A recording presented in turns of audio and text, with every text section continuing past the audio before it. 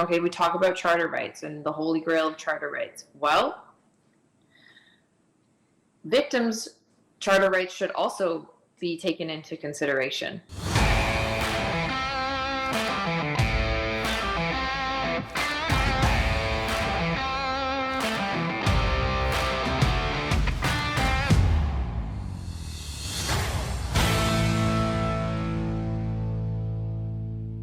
Welcome back to Northern Perspective, everyone. I'm Ryan. And I'm Tanya. We have really been looking forward to this interview that you're about to see because the three individuals in this are, such powerful women in the fight to end violence against women. You may have seen our other videos on the status of women's committee, where the Liberals disgracefully, and I mean disgracefully, completely dismissed and shut down testimony of Cait Alexander and Megan Walker on the state of violence of women in Canada right now, where it has increased by 75% since 2015.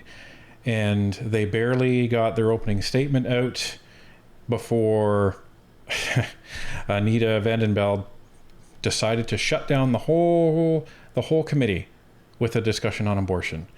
So they didn't get to say what needed to be said and what Canada needs to hear. So we are absolutely thrilled that Cait and Megan have agreed to come on the show today, along with another very special guest, Carmen Roy, to tell their stories that need to be told.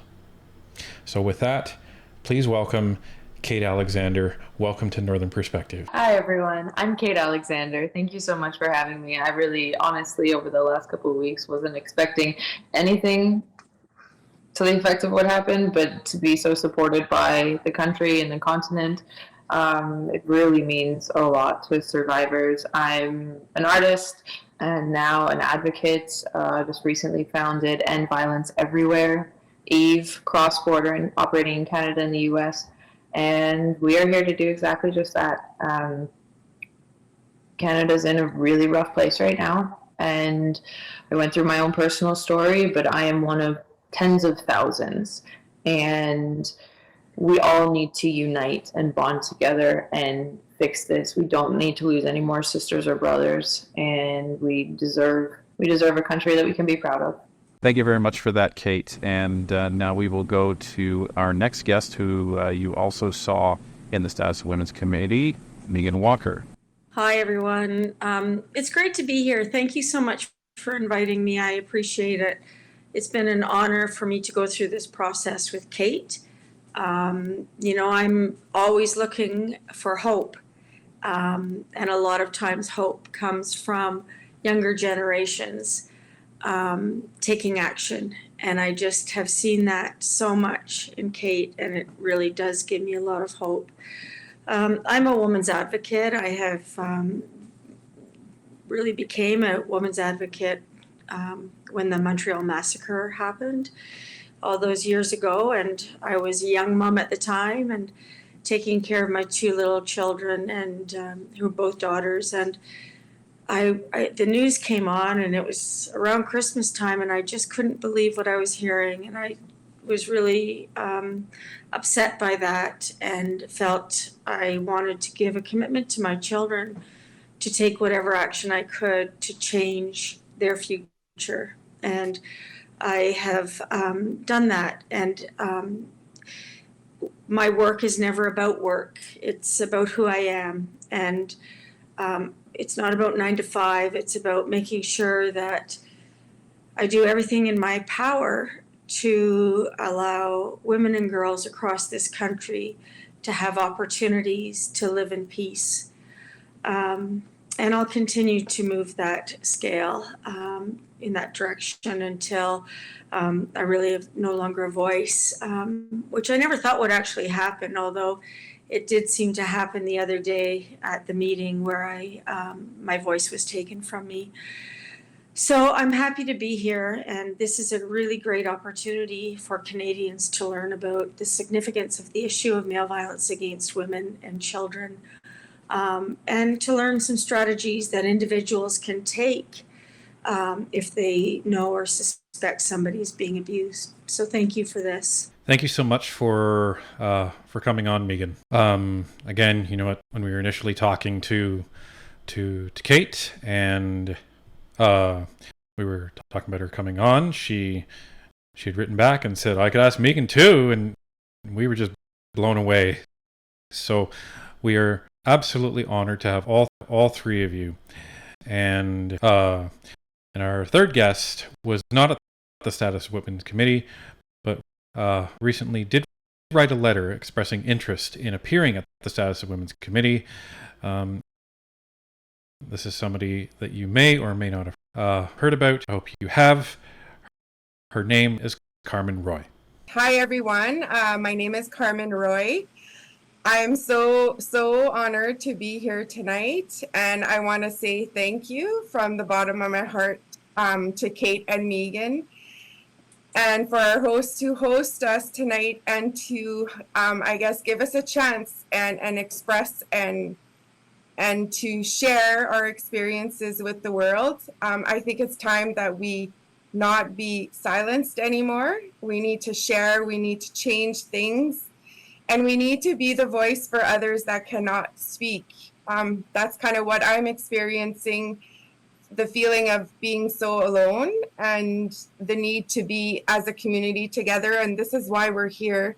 This is why I'm here with my sisters, to help them and push this through and make changes in this government, because what I saw at the standing committee meeting was just outrageous. I couldn't believe my eyes, and I needed to reach out because I needed to be there with you and Megan and Cait. I need to be there, and I want to do the thing for us, for the future, for our children, for our grandchildren, for our niece, everybody. There's no place for violence. So thank you so much for having me. Well, again, thank you all for coming. And let's just start maybe with you, Cait. There was obviously a lot we came prepared to say at the committee. So I guess my first question, and you can say the much leeway is used life with this. What didn't you get to say at committee that needs to be said? The solutions, the concrete, step by step, and these are sourced solutions from as a collective of Canadians from all walks of life, in a variety of communities. And that was the part that got cut off, and I was going to fit that into the questions, but of course we all witnessed what happened, and we've gone now we are here to present the solutions, because we need to draw this back into what this is really about. And this is about civilian, citizen, people, survivors, women, children, and people experiencing violence. And we need to pull the focus back away from all the political and come back into why we're even here in the first place. And that is to make those changes that Ms. Carmen just spoke about. And we do have concrete, researched, supported by different legal professionals, solutions that are ready to be turned into policy, that are ready to, we know it isn't working, because if it was working, we wouldn't be having this conversation right now. We know firsthand, survivors are the experts in this situation. We also get to partner with legal professionals, and we do have those solutions, and we do know what's going to work, because we're the ones who've lived through the hardest things to live through. And yeah, that's what everyone got to miss. And when it comes to the advocacy aspect of this, Megan, you have spent decades doing this, and for those that don't know, Megan is out of London, Ontario, and you've done a lot of work at the London Abuse Women's Centre as executive director for over 20 years. Recently retired, deservedly so, based on all of the work that you've done. Just from an advocacy perspective, like what do you see that is either missing in the justice system or in the support system that the federal government or the provincial government should be providing to victims of violence? Well, I think all of the provinces need to work together on solutions. And so, this can't be dealt with on a piecemeal basis. This is an important issue which impacts all Canadians. And whether you are a woman who are being abused or has been abused or not, we all have a role and responsibility to take action to end male violence against women. And that is really how I have spent my career. And not alone, my whole work has been around working with survivors, not to change who they are, but to give them whatever tools they need to empower themselves, to find solutions themselves. And my role is also to make sure that I listen clearly to what survivors are saying, because as Cait said, they are the experts, and we need to listen to experts. And that is, for me, what is missing, because it's not enough that I listen, because I don't have the wherewithal to make immediate changes. I'm not in government, and I can make recommendations, and I can lobby hard, and I do lobby hard.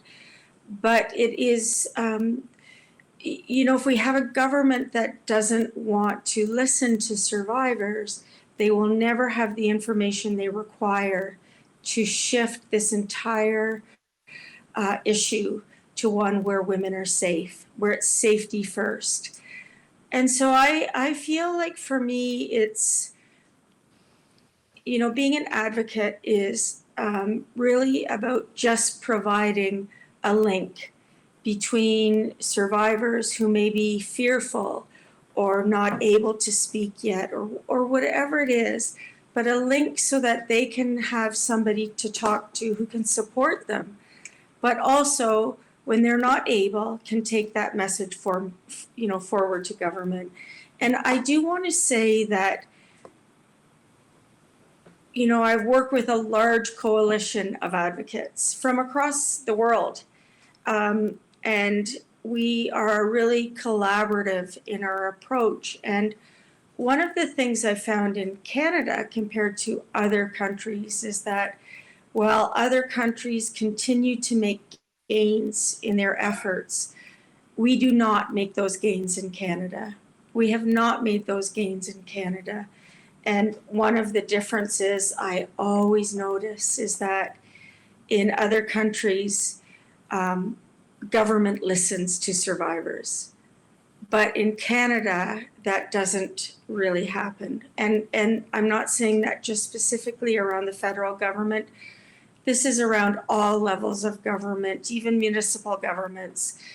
And we need to make sure that that shifts, because if we can't listen to survivors, we are going to be banging the same drum over and over and over again without results.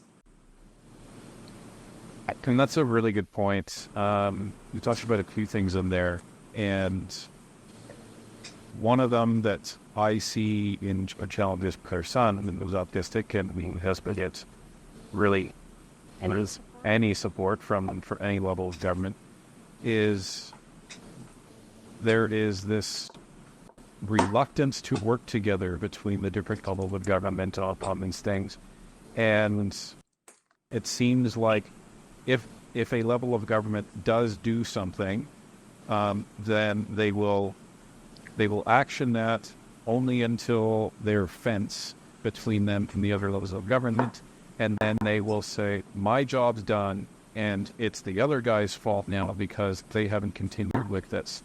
And we see that, within the autism sphere, where the federal government doesn't really have any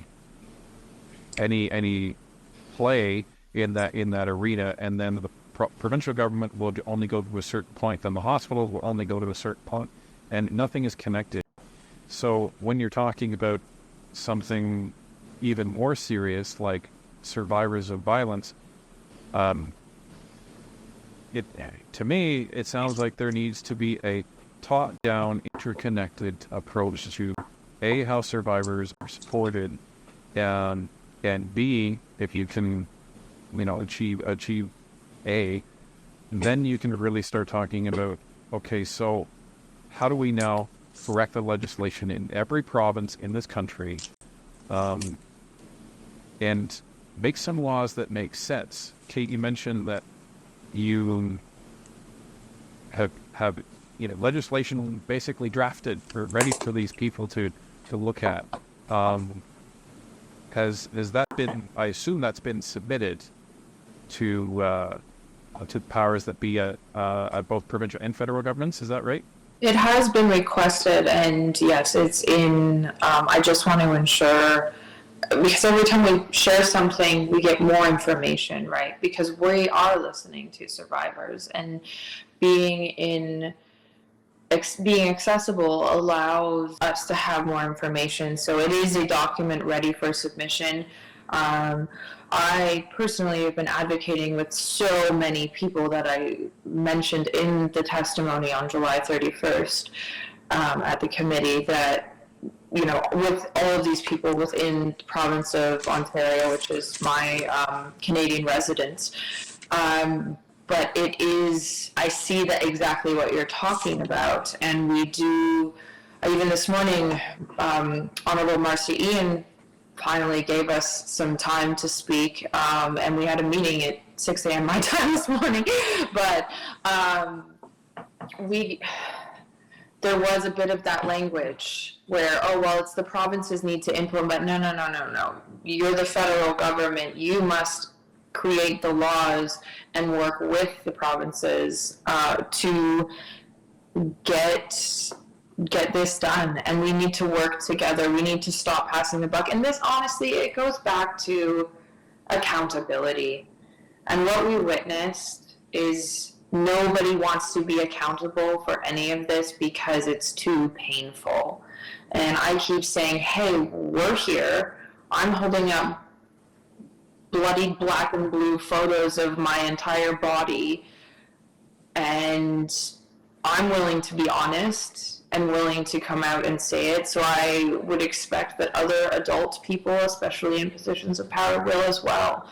And as soon as we're accountable and saying, hey, this is a problem, unanimously and unitedly, then we can get the job done. And it's actually not rocket science. That's the really sad part about all of this for me, is this is not that complicated. It's not debatable. And I'm really sick and tired of seeing people suffer over things that we can solve. I think that's a very important point, that people are suffering right now over things that can be solved. Carmen, you had said that you had seen what had happened in the Status and Lids Committee when Cait and Megan had joined, and you also mentioned about how you felt alone, and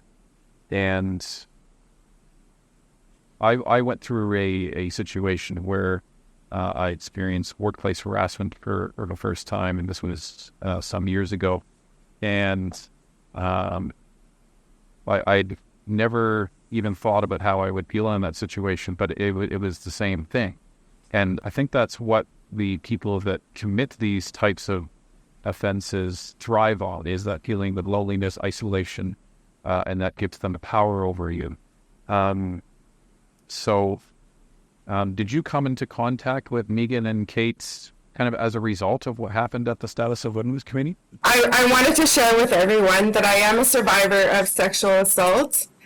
And when I saw these two ladies at the standing committee meeting, I just couldn't believe my eyes, what I was seeing, the disrespect of these people in government that should be advocating for us, should be protecting us. It wasn't being done, and I didn't know where to go, who to reach out to, who to talk to, and and to change the laws, as everyone knows, is very complicated with any government. So I'm very grateful for Cait to bring this up, and I think it's time that we do need to change, and that's why I wrote the letter to the committee to forward my name in being a witness and sharing my story about all of this and how enough is enough. And this is my message to everyone, is everyone needs to be kind to one another. At the end of the day, we're all humans and we need to be kind. So I hope this government is listening and things need to change. So I don't feel alone. I have my sisters with me now, and we're on this journey together. And I hope that they will listen to us now.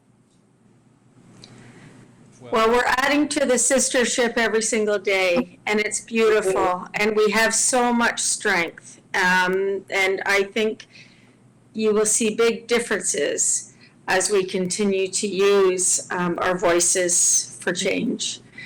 There's something I wonder if I could say. Would that be okay, just on the top of this? It's one of the most important things is to listen to the voices of survivors, as I said earlier. It's very difficult for survivors to come forward because still there's a lot of shame in what happened. Oftentimes survivors will blame themselves. Other people might say, why did you stay if it was so bad? Instead of recognizing the harm and the manipulation and the tactics that abusers use to keep women from coming forward and speaking. And so there are many good things that will come from what happened to us at that meeting. And for certain, one of them is more and more women are calling and reaching out and coming forward to speak up. And that's why for me it's so important to make sure we are all together and all of us helping each other, because that's how confidence is built in survivors, to know that they can reach out without facing reprisal in the community or by family or whatever it is. So I really want to honor both of you, Cait and Carmen. I think what you've done is you've just set such an example for what other women can accomplish. And of course that meeting was dreadful. But if we look at what might have been a good thing that came from it, I think that is the good thing. I also think it's important to recognize that we do have power as women. And Cait and I were speaking one day about, when they recall the committee, which they're going to have to because of public pressure, we thought it would be really interesting to have survivors stay an extra day or whatever, and then have a group of us come together and just talk, and talk about what we need for change and how we can move this issue into one where it's the norm to talk about this. And it was just very preliminary, Cait. I hope you're okay that I just mentioned that, but I just thought it would be an opportunity for us to gather and share information and have really a round table with everybody participating in solutions. And I think you're right, Megan, that it's almost a good thing what happened, because I think we all know full well that, ironically, if you had been able to talk about what you needed to, mainstream media wouldn't have given that meeting another thought. But as a result of what happened, mainstream media was forced to pay attention. And Anita Vandenbeld was forced to pay attention because a lot more Canadians are actually watching committee now, because we've been able to empower them and then show them how. And they also see it on our show. So they've received hundreds and hundreds of emails and letters from Canadians telling them how disgusted that they were, to the point where she shut down her constituency office because, she was afraid of violence. Well, I don't, she got be afraid of terms of violence. I think she was afraid of Canadians paying attention and calling out bad behavior, and the fact that no, this isn't attention. This is an issue that deserves attention. Now, I think because we're so close to an election, I think everybody knows that even if they were to try to introduce legislation, it may not be able to be passed before the next election. So that means that this is going to be on the Conservative plate. His terms of that as a priority. Cait, Megan, or Carmen, have any of you had any conversations with any of the Conservative MPs, whether they are willing to make this a priority in their, should they become elected as government? And that's for any. Pierre's office called me 3 or 4 months ago. He was actually, even before all of this happened, his office was the only federal leader's office to reach out. I contacted Justin, Jagmeet, Eves, everybody, and Pierre's office was the only one. And that is not to say that we're aligned with Conservatives, because I had called out Doug Ford for his similar behavior to Anita's in countless times over the last 4 months. But we as survivors need to align with people who are willing to listen to us first and foremost, and optimize effective legislation, vanquish legislation that isn't working, and end violence everywhere, and that actually spells love. And very frankly and very honestly, the Conservatives have been those people on the federal level. It's been more the NDP on the Ontario provincial level. But I've spoken to Bloc members. The only people I really haven't heard from is the Liberals. And I'm not against them. Marcy Ian today was the first person from the Liberal Party in any type of way that, really has given us any time. So, again, we're here to work with who's willing to work with us, and whatever that looks like, I just want us to be safe. Like, this is, again, such simple things. So, yeah, but if Justin were to call tomorrow, I'd have no problem talking to him and working with him either. Or if Jagmeet were to call and, and say, hey, yeah, this is the problem. I'm sorry for what happened. Can we talk about this? I would say, yeah, of course. Like, why? Of course, that's the point of this conversation. This is the point of what we're doing. So it's nonpartisan, and I don't want anyone to say another thing on Twitter. Get off Twitter. I don't want anyone to say another thing on Twitter about conservative pawns or what. I don't have time to think about those things. But B, how dare you insult us and say that we're utilizing our trauma for someone else's political agenda? How dare you? No, we're here to actually change something, and we know what the steps are to change it. It's not just, we're going to change it. No, we need to change the Canadian injustice system. We need it to be survivor focused. We need to not support criminals the way that the country does. And that is a variety of bills, that's a variety of areas, but an overall tone of it needs to be survivors first. Carmen, I don't know if you're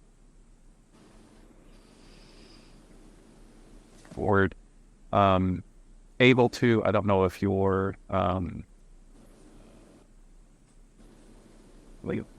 free to comment on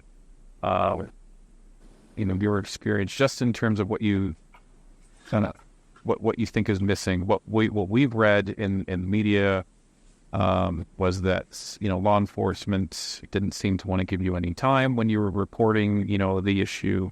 Because they asked you to report it online, which is outrageous. It was finally, I guess, submitted. You guys had to do everything, even just from the reporting standpoints. what needs to change just after that? From the minute that I entered the police station and got told that there's no one there for me was words can't even express that.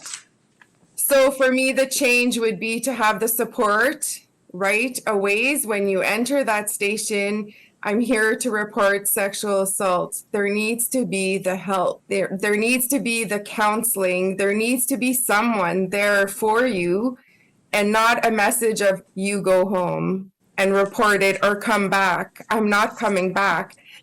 I think people don't understand. It's just so traumatizing, and you're actually going there and feeling all these emotions and trying to advocate for yourself, and you get told that, where this is a place where you're supposed to be trusting people, having faith in them to protect you, and they're not there for you. So that would be my number one.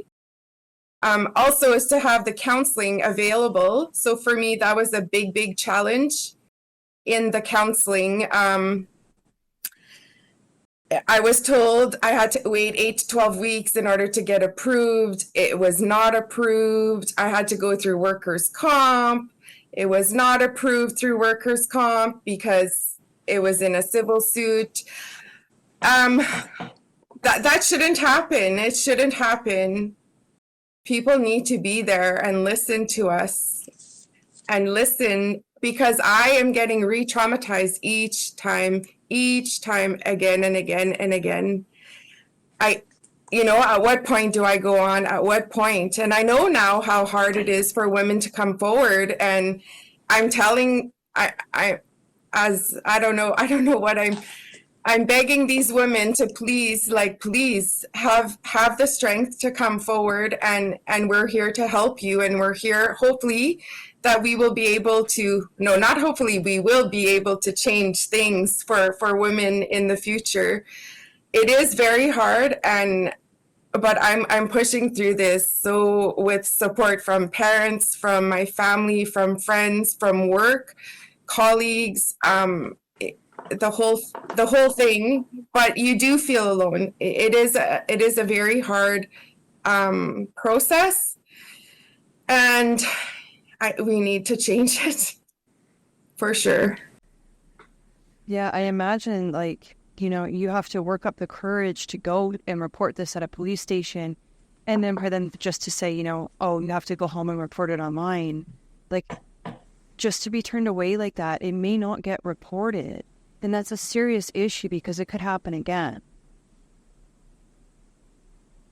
So, I'm annoyed. I'm so... I don't think either of us really understands just how bad our justice system is at, helping survivors and also prosecuting offenders. It just, I don't know if Canadians quite know what's going on unless they've been through it, which is, it's not right. Well, you said it'd be better. You said it earlier, Cait. This is simple. This should be something. You go to the police station, you say, there's a guy and he did something really bad, and the police say, okay, and they go get him. That's the first part of it. And then the police get him, then the case is made, the evidence is presented, and then he goes to jail. That's the next part of it that should be happening, which also is not happening. So it's unreal that we're even having to talk about this. But Cait, you mentioned that you had basically legislation ready. Is that something you'd be willing to share with us? And the reason why I ask that is because we've done many episodes where we've done deep dives into federal bills to explain to Canadians, what the bills mean, what the language means. So I'd be interested in actually taking a look at that and doing another episode on it to show people these are the changes that have been researched, that have been vetted, that need to be made, and we're willing to take that to our MP to see if he'll sponsor that legislation if and when the Conservatives come to government. Like, we were happy to push that. Well, thank you for that. That's the very interesting part right now, is that there are pieces of legislation. They're in both the federal and provincial, and I have to speak for Ontario because that's my Canadian residence. So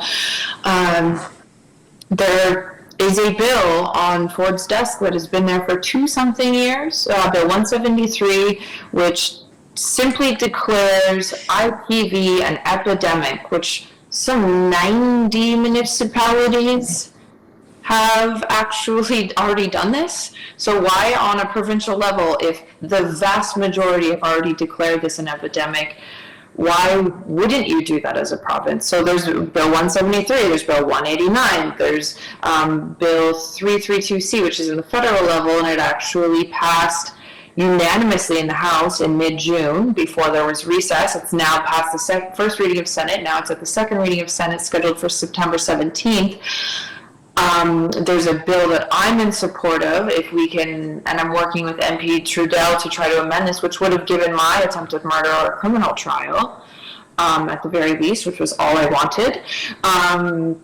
That's Bill 392, which is an amendment to the charter rights, which I know everybody freaks out about and says, oh, you can't amend the charter rights. Well, it was amended to be like this in 2016. Can we not amend it again? Or did I miss something about those are frozen in stone for eternity closet? It's just, an amendment is it's a fix. It's, this isn't working, let's adjust this. Let's put an asterisk on it and say, maybe not in this case. Maybe we shouldn't have ruthless deadlines, and I underline the word dead in that sentence, deadlines on egregious bodily harm, attempted murder, child rape, pornography, like all of the most graphic crimes. Maybe we shouldn't have deadlines on those. And I talked to speak of Canada, and I mean, I love my country of origin, but I can't live in the country for my safety. And I've spoken to American judges, I've spoken to American legal professionals, and they are shocked and appalled at what's happening in the North. They said there's no way that they're allowed. And I said, that's how it's going. They're like, well, we have speedy trial laws, which is effectively what Chapter 11B is. We have speedy trial laws, but the judge uses reason and common sense and says, oh, well, this case still needs to proceed because this person was so dangerously harmed. And the defense counsel I spoke, she couldn't believe what happened in my case. She didn't believe me because she was like, that doesn't make sense. And I'm like, yeah, she's like, well, we get our trials in 60 days. I said, oh my God, 60 days? What? How do you, that sounds like a miracle to me. I was like, you're kidding me. She's like, no, it's happening. You do the thing, you get 60 days if they're held in custody, if it's bad, and then move on. And I'm like, oh my God, it's so sensical. But why are we, we shame the U.S. all the time, which I know there's an egregious amount of problems in this country. I get it. But judicially, they're not, and there's deep problems with race, there's deep problems with mass incarceration, there's a whole host of problems, minor drug charges like that, there's a whole host of issues there. I totally understand that, but the judicial professionals I've spoken to are embarrassed for Canada for its lack of justice. And that's why I moved here, because my ex can't get me here. If he tries, he'll go to jail. The restraining order that I have for my attempted murder has reciprocity in this country, and the minute he tries to do anything funny, he will be incarcerated and held in custody. Full stop. That won't happen in Canada. Yes. Yeah. Well, we're gonna do what we can to let politicians know. Tens of thousands, if not hundreds of thousands of Canadians aren't going to put up with this. And we haven't had much contact with the Ford government, but maybe it's time. because, like you, we are not impressed with the Conservative Ford government in Ontario. Like, full disclosure, we didn't vote for anybody in the provincial election because we didn't believe any of them deserved our vote. So we declined our ballots, and the I think it was the returning officer. Was kind of confused. Yeah, because they've never had anyone do that apply their ballot before. So hopefully it was even tracked. But you're right, because it doesn't matter. It's what party is going to implement common sense. Full stop. And it's ridiculous that that's the carrot. Is that whoever's the one that decides to start implementing common sense, you're probably going to win the election. Like, it's not hard. So, well, and Canadians deserve to be protected. There shouldn't be these loopholes. There shouldn't be these lax laws. It should be like, when you were a kid, they'd say, if you're bad, you go to jail. That's how it should be. Yeah. What do you make of this just insanity that is going on? Like, were things getting better until certain that law, the amendment was introduced in 2016, or were they still bad but not at an epidemic level? Like, what have you seen over the course of the last 20 years? Well, I've seen the good, the bad, and the ugly. And I think we need to remember that sometimes politicians just don't have common sense. And sometimes politicians recognize the power they have, and instead of using it for good, they abuse that power. And we also need to always remember that we live in a country where women have a human right to be safe from violence, to live a safe life. But it is not something that is valued. And so, when you are in a situation where whatever you do is never good enough for some men. I mean, because let's face it, we're still living under patriarchy in Canada, and women's rights are not as valued as those of men. We continue to see women being harmed. And, we can fight all we like against patriarchy, and we do. But until we have more women coming together, as well as good men supporting women's rights, we're going to continue to see women assaulted, abused, victims of non-state torture. We're going to see women continuing to flee their countries, as Cait has, because they don't have the rights they need that are afforded to them to live safely. And when you speak of the situation with police and going to police, we fought really hard for mandatory charge policies. And mandatory charge policies are generally effective. If there are grounds to lay a charge, police will lay a charge. And we also have seen, though, that sometimes police don't know what their jobs are. And so instead of laying the charge against the primary aggressor, they will lay two charges, dual charging it's called, which means both parties are equally responsible. So why, as a woman, when you have the evidence of injuries, of all sorts of neighbors and friends reporting and confirming what you've said, when we have that in place, why do we even have dual charging still in Canada? And it's not supposed to exist, but it does exist because,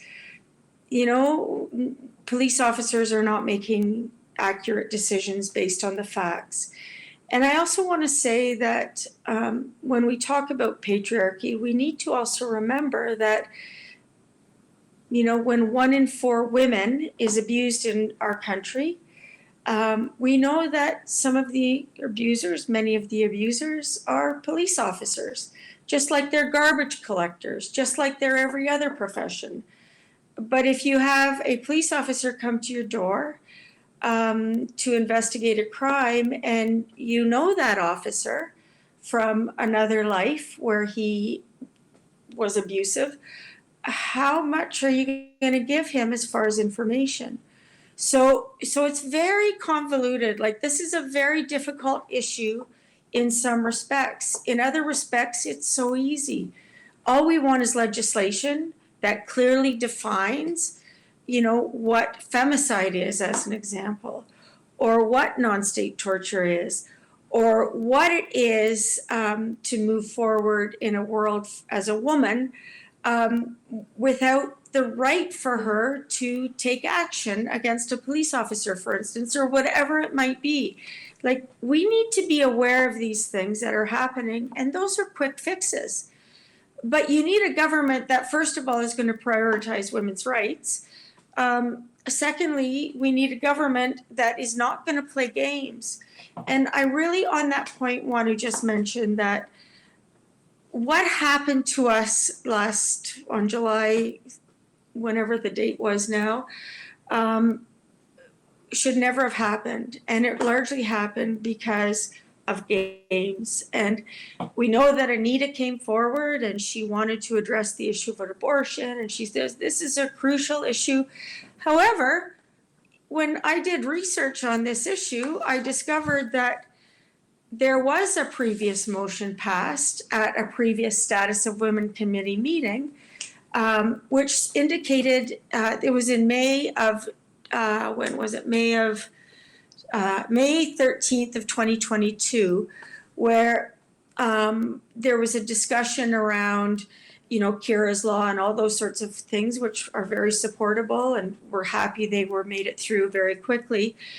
But then from that, it went to, a member wanted to discuss the issue of abortion. And Karen Vecchio, who was the chair at the time, said, no, we're not going to do that. We're going to make sure we complete this task and we can go back to the issue of abortion. But unfortunately, they never went back to it. So when Anita came forward and said, this is absolutely critical, it's high profile, it needs to be handled today, it could have been handled 2.5 years ago. It could have been handled whenever. It didn't. If she was so concerned about it, she should have dealt with that issue immediately and not waited 2 years to address it at a time when the floor was given to women who had lived experience, who really wanted to share their experiences in the hope that they could change the future for other women. So for me, I was very disappointed with that. I'm still disappointed with that. I'm still quite traumatized by that happening, to tell you the truth. And I don't have all the solutions, but I know who does. And survivors have the solutions. And if we can just sit down and listen to them and listen to their collective experiences, I know that with the backing of a member of parliament in a senior position like a prime minister, we could really shake things up and make things happen for women. And that's what needs to happen. Well, and it's appropriate that you talked about the games, because when we covered this in our video, Cait, I'm not sure if you watched it or not, but I don't think we saw that immediately, and that it was almost like when they were discussing this 2 years ago, they kind of like sheathed the sword, thinking we may need this later, and that's what sounded like what happened at the meeting that you were at. They're like, oh well, we'll bring this up, and then Vandenbeld went up to Ferrari allegedly after the meeting and said, if you keep talking about this, we're going to keep bringing up abortion. How disgusting is that you're going to subvert one women's rights issue by trying to talk about another one, which has no danger of being repealed in Canada. And if they really wanted, they could enshrine abortion into law, like if they really wanted to, but they haven't in 10 years. It was very obvious to us that it was a political tactic. And again, we were just so upset because you ladies have so much knowledge that can be used to help women in this country, and you were silenced. So I can't imagine how it felt for survivors looking in at the Status of Women Committee and having their having that committee, members of that committee, silence women at a Status of Women's committee. It is just unfathomable to me how that was allowed to happen. And there needs to be accountability, and so far there really hasn't been. The apologies have been few and far between. Aside from Mr. Polyev, we haven't had any apologies, and I'm just still really. I guess I still am trying to find what happened, like in my own mind. How did this get to this place? That's what I'm trying to figure out, because if that happened once, it can surely happen again. Well, and unfortunately, we are seeing similar tactics employed across all committees in Parliament right now. And that's as a result of, we're just over a year away from a scheduled election. Trudeau's caucus seems to be coming apart at the seams, so they're trying to maintain some sort of order however they can. And unfortunately, it seems like every week there is a new threat of a scandal that keeps popping up that the Conservatives and the Bloc, and in some cases the NDP, playing the committee to discuss. And they should be discussing it, but it seems like the Liberals don't want to hear about it. But flipping it around, when and if the Conservatives are in government, they better not be trying to use these same tactics, because we will be calling them out just as we called the Liberals out. It's unbecoming of somebody who serves constituents, like just full stop. And people need to, as you said, Megan, stop playing these games. Remember why you were sitting in those halls in the first place. You were asked to go there by upwards of 100,000 Canadians to represent their interests. Whether you like them or not, whether they voted for you or not, you are there to represent them. And when we're talking about serious issues, and there's a lot of them, because a lot of people will say, well, it's not only that's fine, but we can multitask here. And it's the thing, the government can multitask.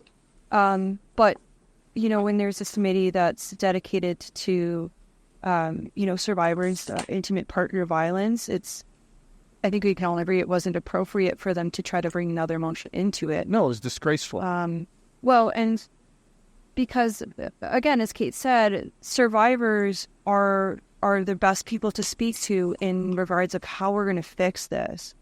So, what were some of the solutions that you were going to bring to committee, Cait and Megan, that the government can fix this? Like, this is what they can do to make this better right now.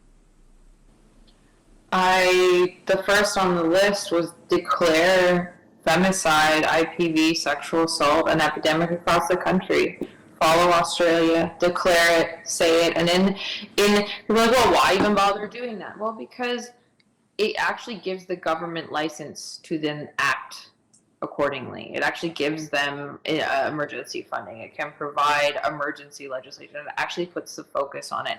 And again, we go back to the fundamentals of, and these are very kindergarten and elementary principles of, if we don't take accountability for our actions, how are we going to solve the problem? If we don't acknowledge the problem, we are not going to be able to solve the problem. So an acknowledgement that this is a problem is a very fundamental, albeit very simple, piece of the puzzle, saying, yep, this is a problem, we get it, okay, next.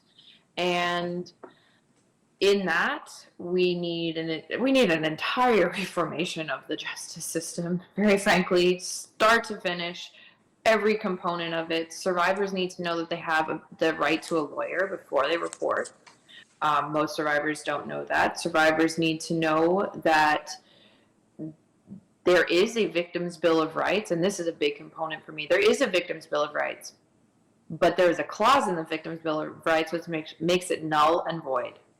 So I've actually sat down with civil litigators about this and discussed, okay, so we have this piece of legislation, the Canadian Victims' Bill of Rights. The federal ombudsperson, Mr. Benjamin Roebuck, has actually addressed this to the Ministry of Justice and said, hey, why are we not adhering to this? Well, there's actually a clause written in this that completely wipes it out. So effectively, Canadians have no rights as victims. We need to pay attention. Okay, we talk about charter rights and the holy grail of charter rights. Well, victims' charter rights should also be taken into consideration. We should also those are our rights as well. So this game of, okay, well, it's just in a criminal situation that you have charter rights. No, we have right to life. Cannot recall which section it is, but life, peace, prosperity. And when you're a victim of a crime that's getting tossed out, you don't have that anymore. Your safety is gone. So we need to focus on really making sure that judges are aware that victims do have rights. We need to amend those Canadian Victims' Bill of Rights to remove that clause. We need to put survivors first. There's a section 278 of the Criminal Code, which has a petition in the House. Two of my survivor community, Tanya Cooch and Alexa Barkley, they have been, battling with this piece wherein, let's say, for instance, you're a victim in a criminal system, and your perpetrator and their legal team can subpoena all of your medical, therapeutic, journals, your personal writing books. They can subpoena those as evidence and utilize it and weaponize it against you, and they do. So that's section 278. Those types of things need to be amended. Those completely ridiculous pieces just need to go by the wayside. I mean, I put up a 6.5 minute video on this because there are so many things that are going wrong, and these are very specific things. We just, like we talked about 332C back for the coercive control bill. I would be very, very appreciative if we're able to actually criminalize coercive control, and we're able to, before someone gets hurt physically, we can incarcerate someone, but we also need to look at bail. What is the point in having all of these other laws if we're just going to catch and release? That doesn't make sense. You can't leave it up to the abusers. They don't self-rehabilitate. They don't magically get better when you say, don't do that, Timmy. Sorry for anyone who's named Tim. But I always try to find a little bit of humor in all this. But it's not funny, but I need levity in order to be able to handle it every day. So abusers don't listen to that. They actually are empowered by getting away with it. They actually, become king of the castle because they are above the law, and they can do the most insane, hurtful, harmful things, and there's no punishment. So we need to look at bail. We need to look at what do we prioritize if we are going to keep this Chapter 11B. What then becomes a priority? We must prioritize the human-on-human crimes. We must prioritize that over auto theft. I'm sorry if your car got stolen. That's a really sad thing, but you can get another one. Insurance is there for a reason. I can't get another life. So we need to prioritize people, and we need to stop making this about political. We need to come back to who we are as a community again. Really, actually, Canada hides under the guise of the nice country. But if we want to be that representative on the international stage, if we want to be that country, we have to act like it.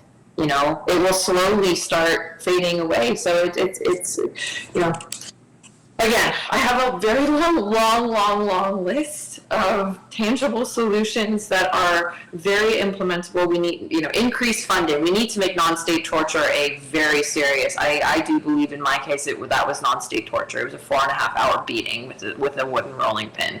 There was gouging of the eyes. There was physical things that I don't even want to discuss what was, and there was pleasure in it. So we need to make non-state torture a very serious crime and apply these things and make the healing process for survivors accessible. We don't talk about the financial abuse that so many survivors go through. I know a woman who's facing a $300,000 CRA bill of some sorts because her ex bankrupted her and did finagle with the house, and now she has her 2 kids, and she's like, I'm going to be homeless. I had a $1 million business, and I am now facing homelessness. She's in court today, actually. And that's the other thing. It's like, I didn't have a home when as of July 31st, 2021, I was effectively homeless. Of course I have my parents, but it's not my place of residence. I'm a grown person. I didn't have a home anymore. And so I was homeless for 9 months. I was bouncing around from place to place until I got settled here in California. And we need to have resources to address that. Remove the victim compensation, and so now every time you go to court, you just suffer the financial consequences of that. There's no support of it. So not only are you a victim of a crime, you're then victimized by the system, you're then victimized financially, then you're victimized over and over and over again until you don't feel like yourself anymore. You're just not the person that you used to be. And how could you be? How could you? Oh my God, it's so exhausting. It's so exhausting. Oh, and that's why this must be the question. Why are the victims the one that are having to go on a crusade of justice? Why doesn't the justice system deliver justice? And I think that's why is it called the justice system? That must be. It's a justice system. Well, it's a justice system for men. It's for not criminals. a justice system for women. Yeah. So, when I think of, you had said earlier about, we don't have time to do things. This government doesn't have time to actually change things. And I always think, the intoxication defense, which I did not support, intoxication defense around sexual assaults if somebody's intoxicated to a certain level. I mean, this is simplistic explanation, but they won't be held criminally liable for the sexual assault. And I think that legislation was passed with virtually no consultation. They said consultation would come after it was passed, which was ridiculous. And so it was passed in, I think it was very short time, like maybe 6 months, they passed that legislation. So if they can pass legislation around, defending men who sexually assault women because they're intoxicated to a certain level, why the hell can't they legislate, that men who murder, sexually assault, physically assault, engage in pornography with strangulation or suffocation activities, all of those things, why is it that they can do that, but it's too long to make sure, that if we wanted proper legislation, we'd have to wait a long period of time for that to be legislated for women. It's very much a patriarchal society. And in the meantime, I say we need to say their names on an ongoing basis. And I need today to say the names of 4 women in my community of London, Ontario, 3 2 that were murdered over a 4-week time period just recently, and 1 who was murdered by a man who it was a femicide suicide, and police wouldn't release the name, so nobody knew who actually was the victim and who was the perpetrator in our community. That was rectified by our police chief just the other day. But I need to say the name of Tiffany Gates, and I need to say the name of Brianna Broadfoot, and I need to say the name of Cheryl Sheldon, because those three women are dead. And you know, I remember every woman I have ever worked with and her family when those women have not made it and been killed. I remember them all the time, and their families.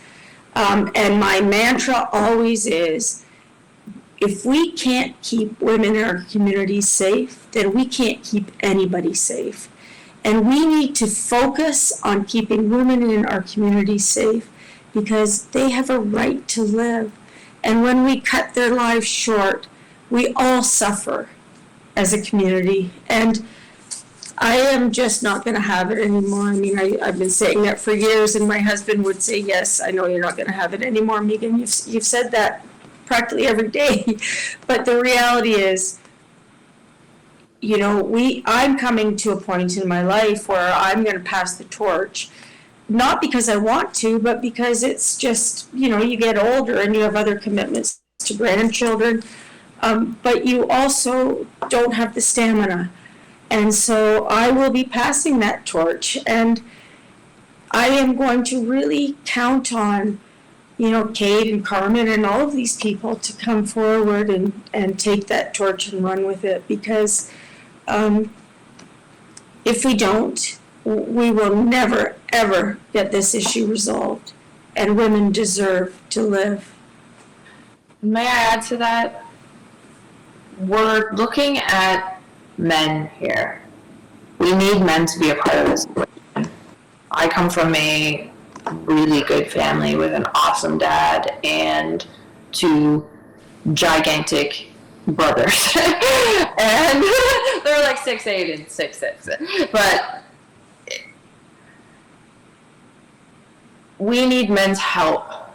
We need their support in this. We can't pin the girls against the boys anymore. You know, we really need to say, hey, men, if you're against this, which I would think the vast majority of men are, welcome to the table. Please contribute. Please speak up with us. It's a man's problem and a woman's issue. We really, really need to all work together. It says all genders from all walks of life, everywhere, to us LGBTQ plus community, absolutely, everyone's included in this. And that's the only way that it's going to work. And we need men to say, no, we're done. We're not going to stand for this anymore. This is not a private issue. It's my responsibility as a citizen, it's my responsibility as a man to ensure that every single woman I see has the opportunity to be safe around me. And it's action, and it's little action sometimes. It's not, I would love for everyone to come to the October 21st rally across the country, which these two lovely ladies are helping organize. It's in every major city. More details to follow. The Voices Against Violence rally. It's at noon in the respective time zones. But maybe it's joining a rally, but maybe it's also seeing a woman when you're out at a restaurant or something like that and saying something, saying don't do that, or getting the authorities involved if it's too dangerous, not just walking past, because in that moment you are the hope. And you are a part of the solution. So it's little moments, it's big moments, but it's all together. And I think we're getting on the same page. In the majority, I think we're getting on the same page. And I will take that torch, Megan. I will take that torch. And pass it to the younger generations, because I'm in my 30s and I get to include in my organization and everything that we're doing people in their teenage years, because and then people in the elementary in an age appropriate way, to then be able to create a culture where this is just not permitted anymore, and it's not permitted in any place. Well, and it just comes down to safety is all of our responsibility. And I would say back in the old days, you have people take an interest in the well-being of others, and everyone is looking at their phones or just they have somewhere else to be. It's not my problem, and they keep walking. And yeah, our sense of community is just it's gone. not there anymore. So, I think people who see something, as you said, Cait, they need to be encouraged to, get involved, whether that's saying, hey, stop that, or calling the authorities or what have you. Like, don't just let it happen and walk by. Yeah, you may not know that lady, and you may never see her again after that evening, but you're part of the community called Canada. You're part of the community called the human race, and we all need to do this together. Yeah. Carmen, want to come back to you. We're going to, I think, start to wind down. If there's one thing that you could talk about, if there's one message that you have, or other survivors, or even, men that are allies of survivors, doesn't matter what it is, what would you like to say? My son came to me the other night and he said, Mom, I need to share this with you. I was at an event and I saw this young man grab a girl in the wrong way. And I came up to him and I said, do not touch her this way.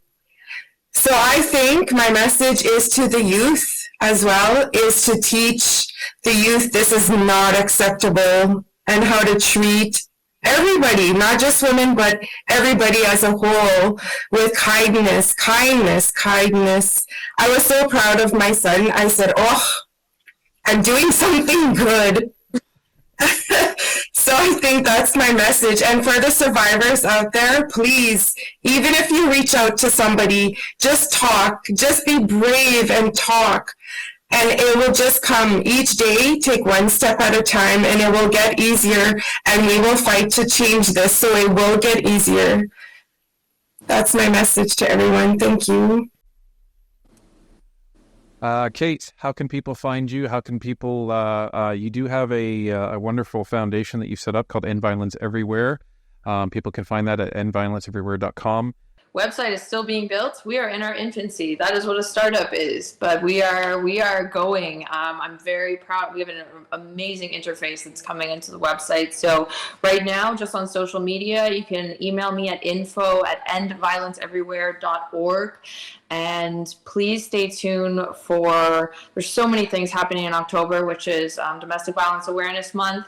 I want to see everyone wearing purple.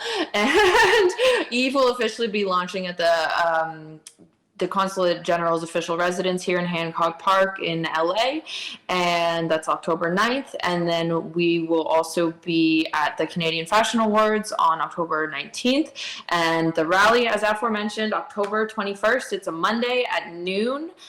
There's going to be so much more information coming out about that. That's across the country. So if anyone wants to support, reach out.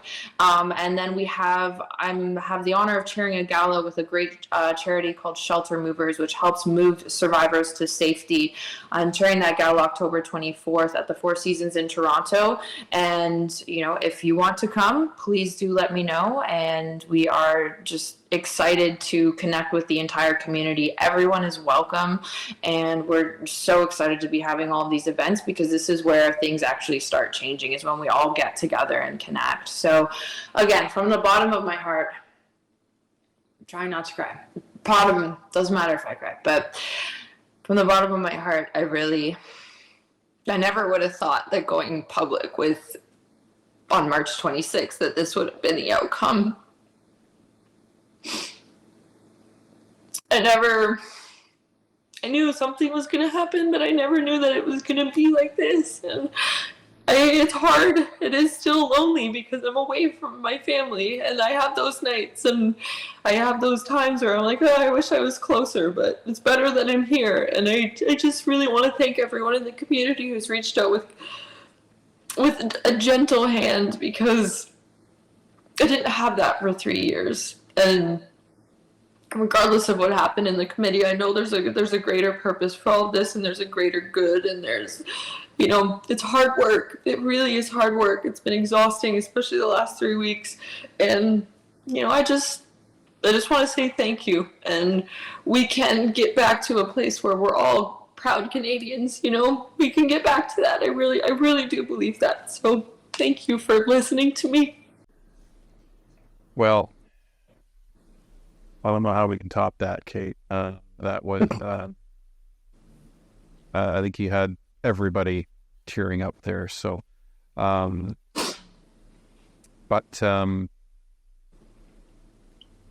I'm sure you saw on at least the comments on our video, there were so many people that Just wanted to thank you and wish you well and just tell you what an inspiration you are to them. So sometimes you have to take a step back to take 2 steps forward, and I think that's probably what happened at committee. I think they'll keep telling me everything happens for a reason, and I'm starting to believe. Better have faith. What I will say is, thank you to 3 giants. And I feel like it sometimes, but that's really what you are. Thank you so much for lending us your time, for sharing your story, and For working so hard for the women of this country. And we will do our part. As I said before, send us whatever you have, Cait. We will sit down with our MP, and as we move forward through the election into the next government, we will be advocating hard, and I'm sure our viewers listening to this, they're going to start writing letters as well, because they are now in the habit of that too. But this time writing to your MP, but writing to the Conservative MPs as well. This needs to be on the agenda. It needs to be done quickly. To Megan's point, this can't wait 3 years. It has to get done. We're talking about people's lives. Let's, as Pierre says, let's bring it home. It's about time to bring home safety for everybody. So thank you very much, and hopefully we can have you all on again sometime soon. We also want to remind everyone to visit End Violence Everywhere, which is the charity that Cait has started. It is a cross-border charity, both here and in the United States, which provides survivor-to-survivor support. And you can visit the website at endviolenceeverywhere.com. Cait is also accepting donations through her GoFundMe for End Violence Everywhere. If you would like to contribute, you can find the link in the description.